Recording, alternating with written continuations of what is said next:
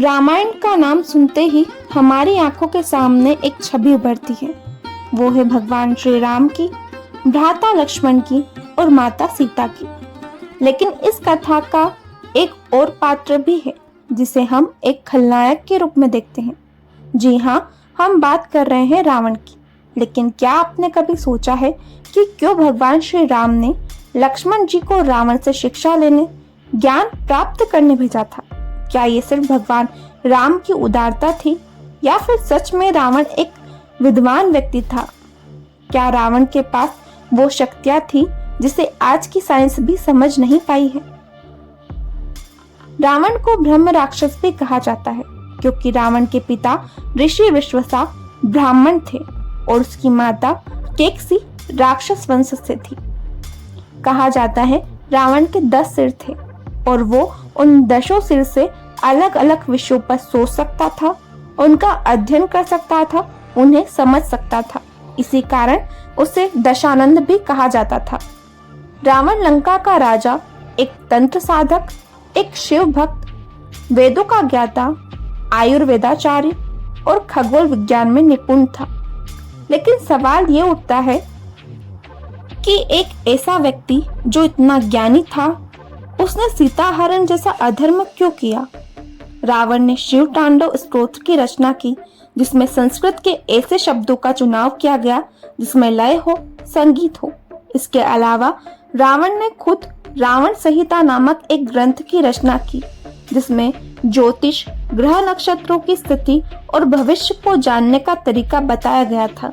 आपको जानकर आश्चर्य होगा कि रावण के पास एक ऐसा विमान था जो मन की इच्छा से चलता था।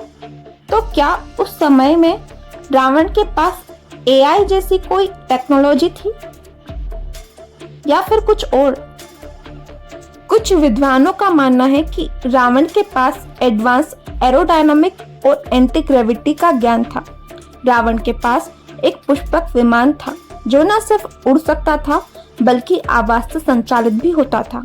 तो क्या रावण के पास वॉइस एक्टिवेटेड डिवाइस भी था? रावण ने 7 आयुर्वेदिक ग्रंथों की रचना की थी जिसमें से कुछ लुप्त हो चुकी है। लेकिन अर्क प्रकाश एक ऐसा ग्रंथ है जिससे एंटी एजिंग जैसी आयुर्वेदिक अर्क बनाए जा सकते हैं। कुछ इतिहासकारों का मानना है कि रावण का महल एक लैब की तरह था जहां औषधियों के साथ वेपन्स भी बनाए जाते थे।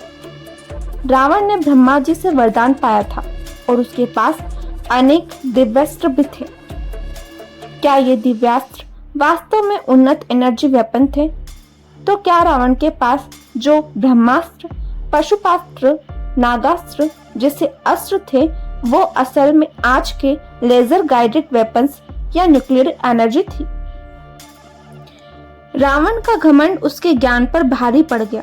इतने ज्ञानी होने के बावजूद भी रावण का पतन हुआ क्योंकि उसने अपनी शक्तियों का दुरुपयोग किया। उसने एक स्त्री का छल और बलपूर्वक अपहरण किया जिससे उसका अंत तय हुआ।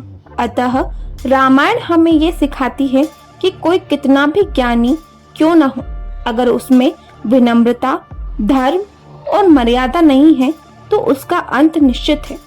रावण निश्चित ही एक राक्षस था, लेकिन साथ ही वह एक महान वैज्ञानिक भी था। उसका ज्ञान हमें आज भी चौंका सकता है, लेकिन उसका पतन हमें एक सीख भी देता है। ज्ञान का घमंड धर्म के बिना विनाश का कारण बनता है। अब सवाल आपसे है, आप रावण को क्या कहेंगे, एक राक्षस या एक महान वैज्ञानिक? कमेंट में जरूर बताएं। धन्यवाद।